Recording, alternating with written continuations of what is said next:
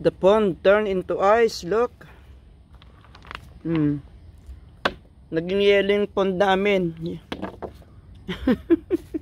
Kawawa yung mga isda. Nasaan yung mga isda? Yung dome namin na kulay puti. Icy. Icy weather today. Kawawa yung mga isda namin, oh. The water turned into ice. Yung pond namin, oh. Oh, lagyan ko ng bato, ha. Ayan. Wala, lumulutang na yung mga isda namin. Ay, lumulutang sa ano. I can see the, ano, yung, our fish.